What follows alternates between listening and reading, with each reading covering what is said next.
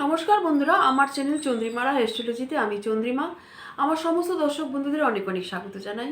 আশা করি সবাই ভালো আছেন, সুস্থ আছেন।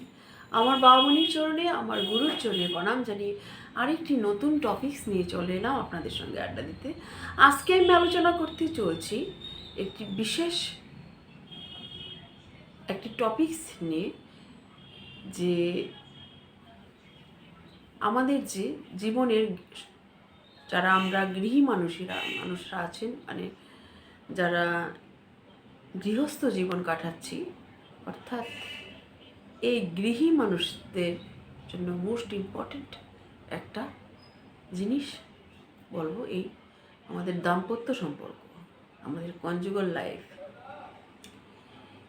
এই জিনিসটা কিন্তু, এই যে সম্পর্ক আমরা অনেক সময় বলি চুজ করি, আমরা সিলেকশন করি আমাদের পার্টনার, আমাদের সঙ্গী, সেক্ষেত্রে যদি আমরা চুজ করি কিংবা আমরা জুটক বিচার করে বিবাহ করি, সেক্ষেত্রে হয়তো বলি আমাদের ভাগ্য অনেক সময় ভালো হয়, যে অনেক নেগেটিভিটি কেটে যায়। কিন্তু একটা কথা মাথায় রাখবেন, কোনো সম্পর্কই কিন্তু আমরা যদি দেখি বাস্তবে চুজ করতে পারি না। সন্তান, পিতা মাতা, এমনকি বন্ধুবান্ধব যারা আমাদের জীবনে আসে, তাদেরকে আদৌ আমরা চুজ করতে পারি? তাহলে ওই ব্যক্তিটির সঙ্গেই আমার কেন বন্ধুত্ব হলো? আরও তো পৃথিবীতে হাজার হাজার মানুষের সঙ্গে আমি ফেস করেছি, মুখোমুখি হয়েছি, তারা তো আমার কেউ বসম ফ্রেন্ড হয়নি। তাহলে সেই ব্যক্তিটিই বা কেন হলো? তাহলে প্রত্যেকটা জিনিসের মধ্যে একটা কানেকশন আছে। এই যে দাম্পত্য সম্পর্ক, আমাদের গৃহস্থ জীবন, যেখান থেকে সৃষ্টি রক্ষা হয়, সেই সম্পর্ক যদি আনুগত্য, ভালোবাসা, স্নেহ, মায়া, মমতার সঙ্গে যুক্ত থাকে, সেইটাই কিন্তু আসলে প্রকৃতপক্ষে স্বর্গ। বিপরীত দিকে এই জিনিসগুলোর অভাব যেখানে আসবে, যেখানে নিয়ন্ত্রণ, যেখানে হিংসা, যেখানে অশ্রদ্ধা, প্রেমের যেখানে অভাব, স্নেহ মায়া মমতার যেখানে অভাব, সেটাই কিন্তু মানে কি বলবো, মানে স্বর্গের বিপরীত যা হয়, নরক জীবন কিন্তু আমাদের সেটাই। স্বর্গ এবং নরক আলাদা করে কিছু নেই, আমাদের মনের মধ্যেই সব। সুতরাং একটা সুখী দাম্পত্য জীবন, হ্যাপি কনজুগাল লাইফ বিশেষ ভূমিকা রাখে এই আমাদের জীবনে। কারণ আমাদের আধারই হলো এই সংসার, এই ঘর, সুখী গৃহকুল।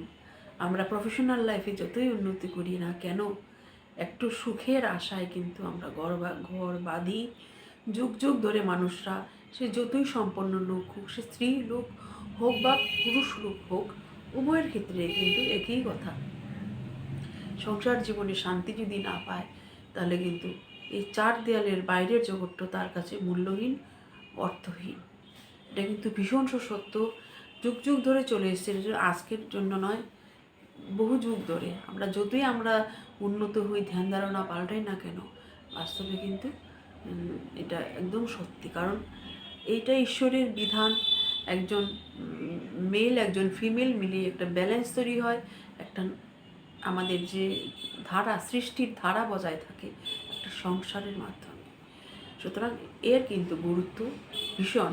এই যে চারটে আমাদের যে বর্ণাশ্রম প্রথা আছে, এর মধ্যে ব্রহ্মচর্য, গার্হস্থ্য, বানপ্রস্থ, এই যে চারটের মধ্যে সবচেয়ে মোস্ট ইম্পর্টেন্ট বলতে পারি যে আমাদের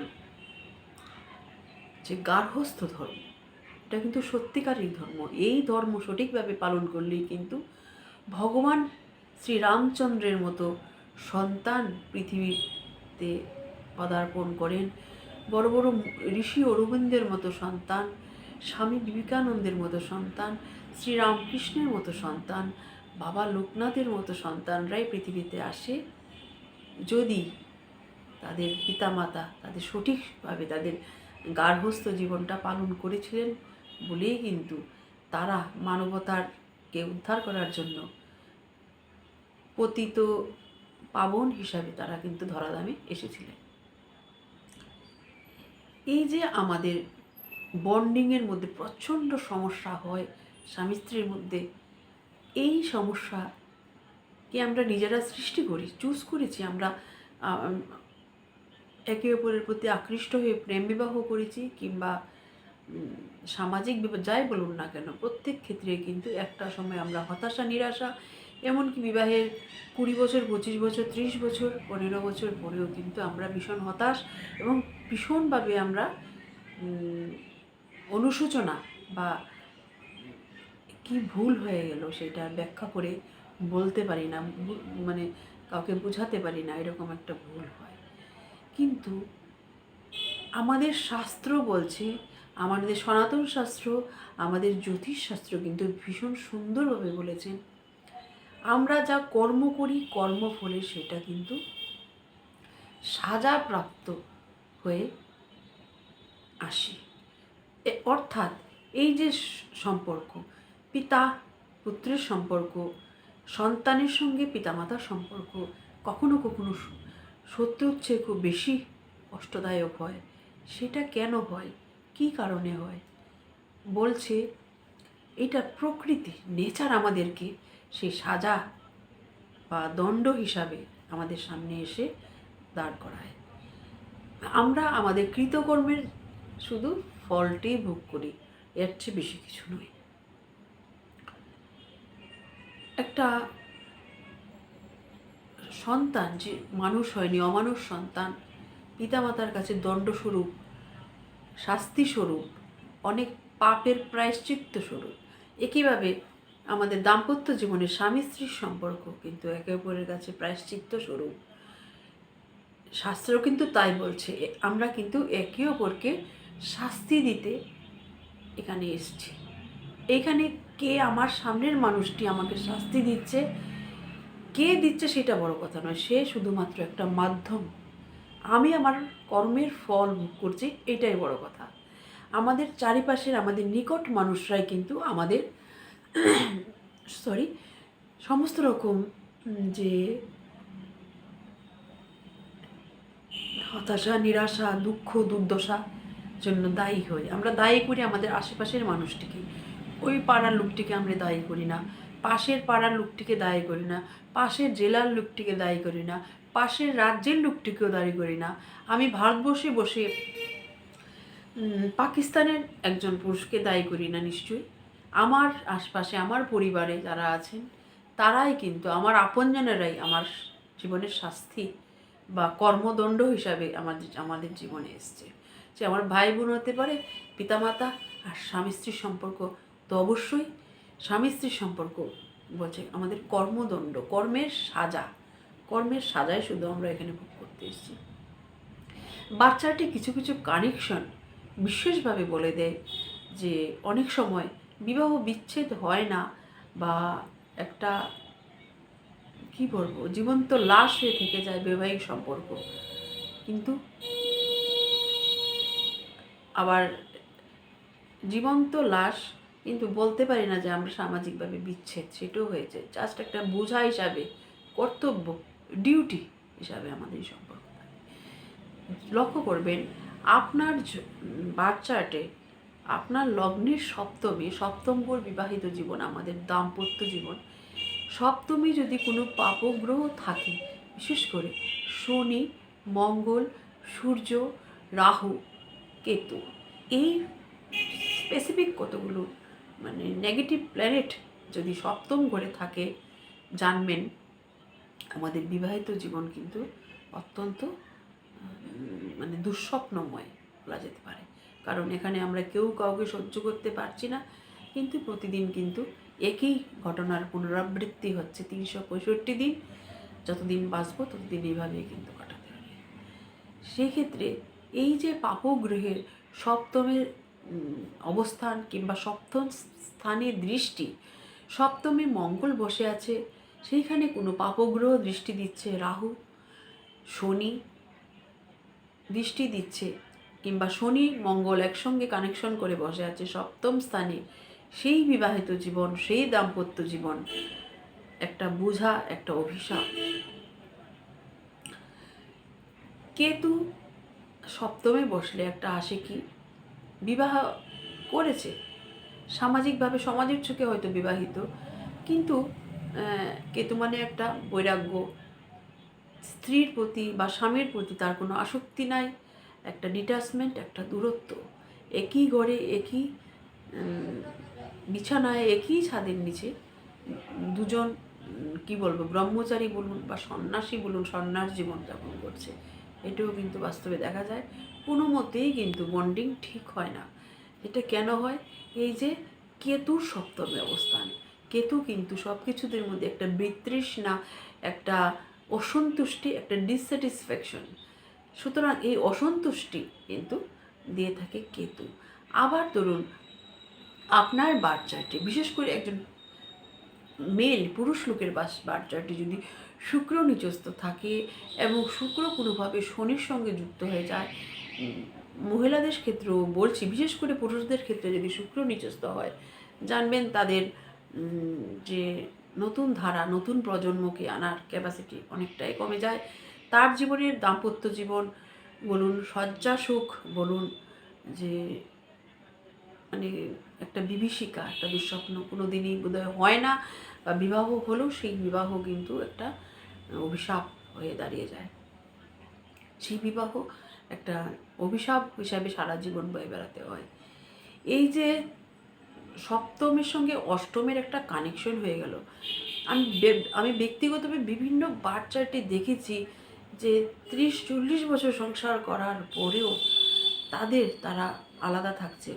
এখন বাস্তব পরিস্থিতিতে মানুষ চট করে আলাদা থাকার সিদ্ধান্ত নেয়, কারণ এখন বোথ মেল এবং ফিমেল উভয় সেলফ ডিপেন্ডেন্ট। সেই জন্য আলাদা থাকার সিদ্ধান্ত স্ত্রীরাও নেয়, মহিলারাও নেয়, মেয়েরাও নেয়। কিন্তু একটা সময় আমরা দেখেছি জাস্ট চোখের জল, নীরবে চোখের জল বুঝে, বিশেষ করে পুরুষতান্ত্রিক সমাজে মেয়েরা বলছি না 100% কারেক্ট বা সব মেয়েরাই একই ক্যাটাগরিতে পড়ছে, মেয়েদেরকেই বেশি বোঝা বহন করতে হচ্ছে। সেক্ষেত্রে কি আপনার স্বামীটি বা আপনার সামনের মানুষটিকে দোষারোপ করবেন? বাস্তবে কিন্তু এই ঘটনাটা তা নয়। সে কিন্তু জাস্ট মাধ্যম। আপনি কাউকে ঠকিয়েছেন, বিপরীতে এই সাজা আপনি পাচ্ছেন। আপনি চিট করেছেন বলে এখন আপনি চিটার হচ্ছেন। এটা ভুলে গেলে হবে না। কাউকে দোষারোপ করলে তার উপর আক্রোশ করে আপনার সমস্যার সমাধান হবে না, দূরে চলে গেলেও হবে না।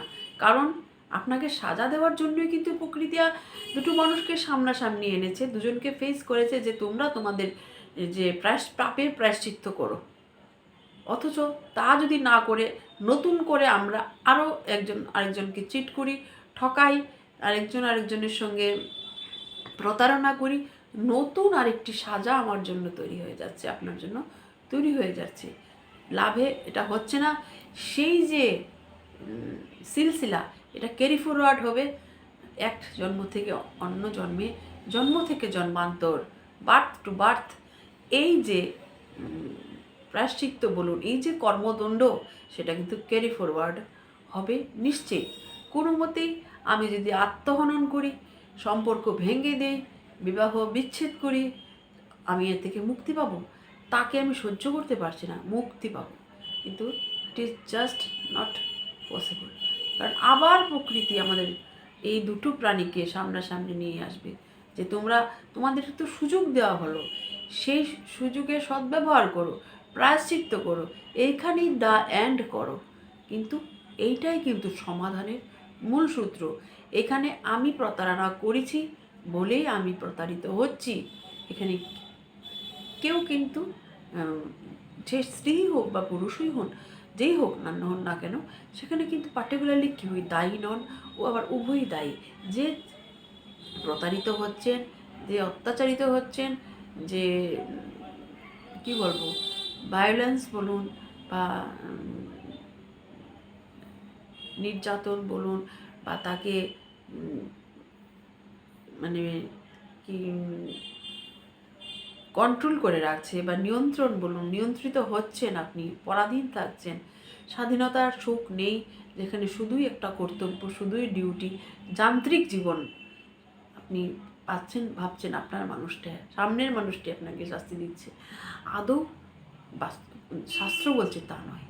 শাস্ত্র বলছে যে তুমি তোমার কর্মের ফল ভোগ করছো, কর্মের সাজা প্রাপ্ত হয়েছ।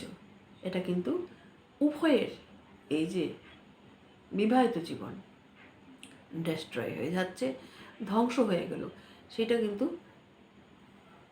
বোধ শুধু আপনার হচ্ছে না, আমি বলতে চাইছি যে উভয়ের, আপনার সামনের মানুষটিরও কিন্তু একইভাবে আপনার পার্টনারের লাইফও কিন্তু ডেস্ট্রয় হচ্ছে। আপনারা ভাবছেন যে এইটা একটা কখনোই পরিপূর্ণ সুখী দাম্পত্য জীবনের উদাহরণ আপনি হতে পারেন না, বা আপনি বলছেন আমি ভালো নেই, আমি ঘরে 4 দেওয়ালে বন্দি, আর অপর মানুষটি বাইরে আনন্দ করে তার টাইম মানে সময় কাটাচ্ছেন। কিন্তু বাস্তবে এটা কখনোই সুখী দাম্পত্য জীবনের দৃষ্টান্ত হতে পারে না। কারণ দুজনে মিলেই কিন্তু দাম্পত্য জীবন হয়, একা হতে পারে না। বাইরে যে সে সুখী জীবন কাটাচ্ছে সেটা আপনার দৃষ্টিভঙ্গি, সে বাইরে সুখী জীবন কাটাচ্ছে। আবার যদি বলেন আপনাকে চিট করছে, আপনাকে আবার প্রতারণা করছে, এটার মানে সেটা আবার নেক্সট বার্থে আপনি ওনাকে সাজা দেবেন। এবার আবার আরেকটি নতুন সাজা বা কর্মদণ্ড সৃষ্টি হয়ে গেল। অষ্টম এবং সপ্তমের কানিষ্ঠ শনি যদি আপনার সপ্তমে বসে, অষ্টম এবং সপ্তমের কোনো না কোনোভাবে কানেকশন সৃষ্টি হয়, এবং আপনার সপ্তমের যদি দ্বাদশে বসে, এবং আপনার মঙ্গল, আপনার শুক্র যদি পীড়িত থাকে, সপ্তম হাউস যদি নেগেটিভভাবে এফেক্টেড থাকে, অবশ্যই এগুলো অসুখী দাম্পত্য জীবনের এক উদাহরণ। শুধু অসুখী নয়, কখনো কখনো সেই সম্পর্ক ভেঙে যায়, ভেঙে গেলেও যে আবার আপনি যে মুক্তি পেয়ে গেলেন তেমনটাও নয়, আবার কিন্তু ফিরে আসবে। এই যে আমরা আজকাল বর্তমান যুগে দেখি যে এরা অল্প বয়সী ছেলেমেয়েরা রিলেশনশিপে আসছে, তারা সম্পর্কে আসছে, 2 মাস 4 মাস থাকছে, 2 বছর আবার সম্পর্ক ভেঙে যাচ্ছে। এতে কি কষ্ট হচ্ছে না? বোথ দিক দিয়ে কষ্ট হচ্ছে।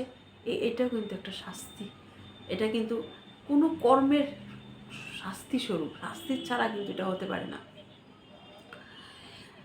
আপনার শুক্র যদি পুরুষ লোকের শুক্র, ধরুন আপনি বৃশ্চিক লগ্নের জাতক, আপনার সপ্তমপতি শুক্র আপনার দ্বাদশে চলে এসছে, তার মানে আপনি আপনার জীবদ্দশায় আপনার স্ত্রী আপনার জন্য একটি অভিশাপ।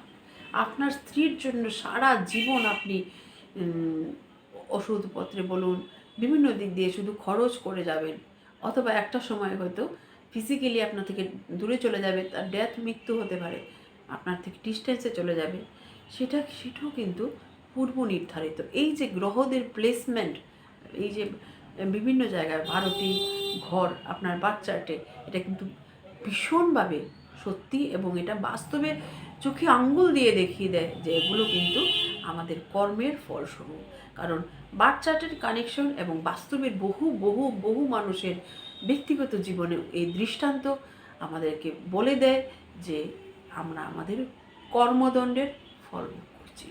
সেইখানে একটাই সমাধান, একে অপরকে দোষারোপ, একে অপরকে হত্যা করব, মেরে ফেলবো, খুন, জখম, বিচ্ছেদ কিন্তু সমাধান নয়।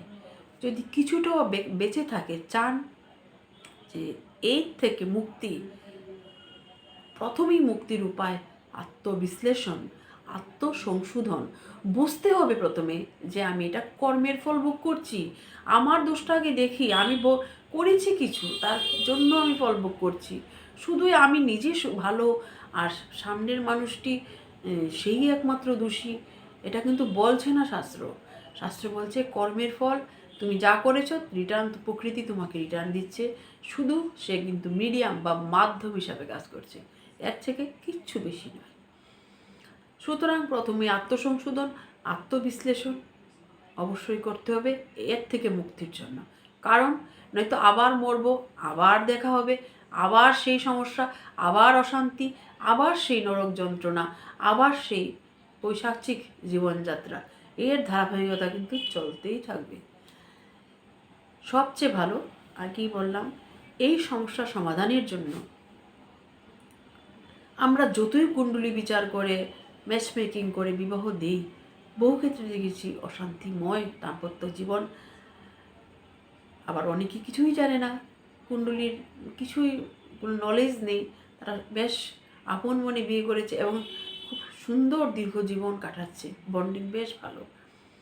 সেটাও কিন্তু একটা অবশ্যই কানেকশন তো কিছু না কিছু অবশ্যই থাকে, যার জন্য আমাদের ফলশ্রুতি কিন্তু বুক করতে হয়। তার উপায় হিসাবে বলবো, আগেই বললাম, দুজনের আত্মসংশোধন, আত্মবিশ্লেষণ, একে অপরের প্রতি কমসে কম হলো একটু সহানুভূতি, একটু ক্ষমার দৃষ্টি বলুন, নিজের ত্রুটি অ্যানালাইসিস করার ক্ষমতা, দুজনেই মিলে একসঙ্গে যদি আধ্যাত্মিক জীবনের সঙ্গে যুক্ত হন, এর চেয়ে ভালো রেমেডি নেই। দুজনে মিলে একসঙ্গে গুরু মন্ত্র জপ করা, যে আমরা বিভিন্ন মহর্ষিদের, মনীষীদের বিভিন্ন বই দেখেছি যে বিবাহিতের সংযম সাধনা, বিবাহিত জীবন মানেই যে একটা লাইসেন্স পেয়ে যাওয়া, একটা কি বলবো, যে যৌন জীবন, সেটা কিন্তু নয়। বিবাহিত জীবনের মতো সুন্দর পবিত্র জীবন কিন্তু আর দুটি নেই। এর মধ্যে যে সংযম যদি আসে, তার মাধুর্যই আলাদা, তার সৌন্দর্যই আলাদা। কিন্তু এই জিনিসটাকে উপলব্ধি করার মতো একটা মন, একটা বুদ্ধি, একটা আমাদের কিন্তু চাই। আমরা কিন্তু বেশিরভাগই জিনিসটা বুঝিয়ে উঠতে পারি না যে এর মধ্যে সংযম, এর মধ্যে যে শ্রদ্ধা, স্নেহ, মায়া, মমতার কতটা প্রয়োজন। শুধু যে একটা লাইসেন্স পেয়ে গেলাম একটা জীবন কাটানোর, এটাই কিন্তু শেষ কথা নয়। এটাই কিন্তু সবচেয়ে বড় ভুল। প্রথমে এটা বুঝতে হবে, দুজনে মিলে একটা সাত্ত্বিক জীবন, যেটা একটা সাধনার জীবন, একটা ঈশ্বর সাধনা। ঈশ্বর আমাদেরকে কিন্তু সৃষ্টি রক্ষার্থে একত্রিত করেছে, সেই কথা মাথায় রেখে একটা সুন্দর জীবন একসঙ্গে দুজনে বিভিন্ন জায়গায় ধর্মাচরণ করা, ধর্মীয় যাত্রা করা, তীর্থযাত্রা করা, দুজনে মিলে রুদ্রাভিষেক করা ভীষণ ভীষণ পুণ্যের। আমাদের শাস্ত্রেও আছে যে একসঙ্গে যজ্ঞ করা। আমরা রামায়ণে দেখেছি যে সেই অশ্বমেধ যজ্ঞের সীতা যখন অনুপস্থিত ছিলেন রামের পাশে, সে বনবাসে পাঠিয়েছিলেন, তখন স্বর্ণ সীতাকে স্থাপন করতে হয়েছিল রামের পাশে, কারণ স্ত্রী ছাড়া স্বামী, স্বামী ছাড়া স্ত্রী কিন্তু কখনোই পূর্ণ নয়, অপূর্ণ। সুতরাং ভীষণভাবে আমাদের শাস্ত্র কিন্তু বলে এসছে যুগ যুগ ধরে, বিশেষ করে আমাদের বৈদিক শাস্ত্র ভীষণ সাপোর্ট করে যে এই যে দুজনে মিলে ধর্মীয় আচরণ করার মধ্যে কিন্তু অনেক রকম নেগেটিভিটি কেটে যায়। আরেকটা জিনিস, শুক্রবার পুরুষ লোকরা, শুক্রবার মেয়েরা, বৃহস্পতিবার এবং উভয়ই মঙ্গলবার, এই তিনটে বার ভীষণ পিউরিটির সঙ্গে, ভীষণ সাত্ত্বিক মনোভাবাপন্ন হয়ে এই দিনগুলো আপনারা পালন করুন। এতে কিন্তু ভীষণ শুভ। পুরুষের জন্য শুক্রবার, মেয়েদের জন্য বৃহস্পতিবার এবং উভয়ের জন্য মঙ্গলবার। দুজনে মিলে গো সেবা করুন। গো মাতাকে সেবা করান। কি খেতে দিবেন? গুড় খেতে দিন। এটা কিন্তু অত্যন্ত শুভ। যে অশুভ বিবাহ, অসুখী দাম্পত্য জীবনকে যে অভিশাপ, এর থেকে মুক্তি দেওয়ার জন্য এর থেকে কোনো পাওয়ারফুল টিপস হয় না। এই যে গোমাতার সেবা সস্ত্রীক আপনারা যদি করতে পারেন, অনেক নেগেটিভিটি কিন্তু কেটে যায়। দুজনে মিলে তীর্থ ভ্রমণ করুন। যে আমাদের দ্বাদশ জ্যোতির্লিঙ্গ আছে সেইখানে যান, ভীষণ শুভ। এবং কায় মনোবাক্যে, মন থেকে তো চাইতেও হবে যে আমি আমার নেগেটিভিটিটা চাই না।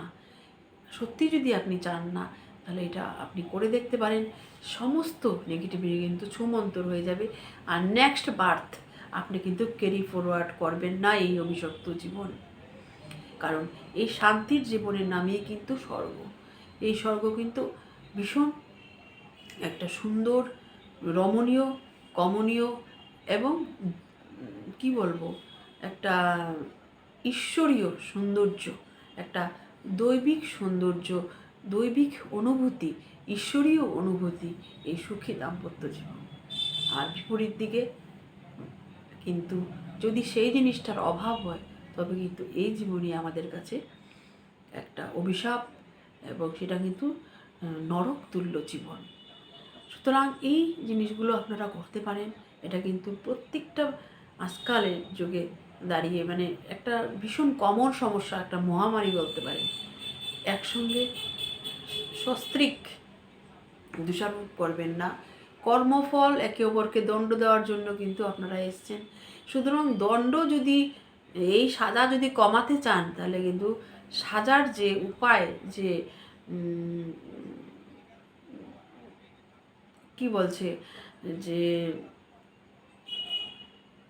কীভাবে এই নেগেটিভিটি কমাবেন, অর্থাৎ সেই যে দণ্ড, সেই দণ্ডকে মিনিমাইজ করার চাবিকাঠিও কিন্তু আপনার হাতেই রয়েছে। অর্থাৎ আপনি গুরু ধ্যান, গুরু সেবা, সস্ত্রীক গুরু মন্ত্রপাঠ, ঘরে দুজনে মিলে পুজো অর্চনা করা অত্যন্ত সুখী দাম্পত্য জীবনের জন্য। গোমাতার সেবা করা, শুক্রবার গুড় খাওয়ান, মঙ্গলবার গুড় খাওয়ান গরুকে, সবুজ ঘাসলতা পাতা তো খাওয়াতেই পারেন, কলা খাওয়ান, অত্যন্ত শুভ সুখী দাম্পত্য জীবনের জন্য।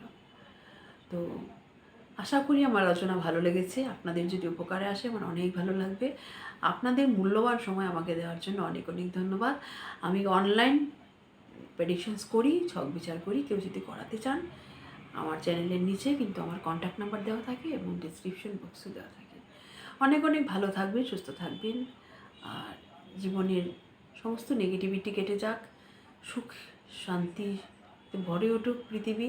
এই পৃথিবীতেই স্বর্গের সন্ধান আমাদের পেতে হবে। স্বর্গ কোথাও বাইরে কোথাও নেই, আমাদের মধ্যেই স্বর্গ, এই সংসারের মধ্যেই স্বর্গ, এই সংসারের মধ্যেই সব কিছু। ভালো থাকবেন, সুস্থ থাকবেন। আপনাদের মূল্যবান সময় আমাকে দেওয়ার জন্য অনেক অনেক ধন্যবাদ। জয়তু পাবনি।